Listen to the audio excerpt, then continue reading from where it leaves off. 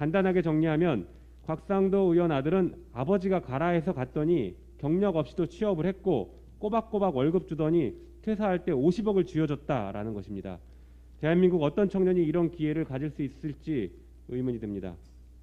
한편 화천대유의 대주주 김만배는 기자 출신으로 2009년경 검사를 퇴직한 곽상도 변호사에 대해 용비 여청가에 가까운 기사를 작성해 준 적이 있는 사람입니다.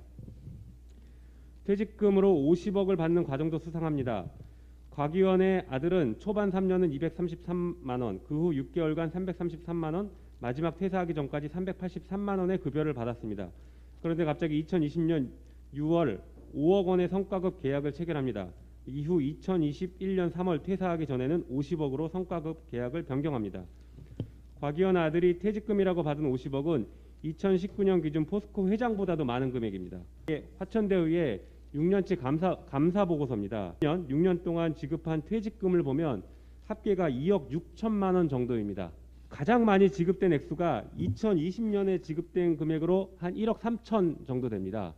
그런데 대리 직급인 곽상도 의원 아들만 50억을 받았다는 게 쉽게 설명이 되지 않습니다. 한편 2021년 3월에 갑자기 퇴사를 하면서 성과급을 지급받았는데 그 시기도 수상합니다. 올 3월은 LH 사태로 부동산 투기에 대한 국민적 관심과 분노가 최고조에 이를 때였고 국회의원들에 대한 전수조사가 논의되던 때였습니다. 곽상도 의원의 아들은 이를 피하기 위해 신속하게 정리할 필요가 있었던 것이 아닌지 의심이 되는 대목입니다. 종합하면 곽상도 의원 아들이 받은 성과급은 뇌물성 자금이 아닐지 또는 곽상도 의원의 지분이 있었던 것은 아닌지 합리적 의구심이 듭니다. 특히 민정수석 당시 행위에 대해 사후술의 의혹이 확산되고 있습니다. 이 50억 원은 빙산의 일각일 수 있습니다. 곽상도 의원의 탈당으로 이 사건이 끝날 것이라는 착각은 하지 않기를 바랍니다. 총선이 있던 작년 김만배 씨가 뭉칫돈을 수천만 원씩 쪼개 현금으로 인출했다는 보도도 있었습니다. 이 사건은 신속하고 강도 높은 수사를 해야 하고 그 끝에는 기득권들의 추악한 범죄들이 확인될 것입니다.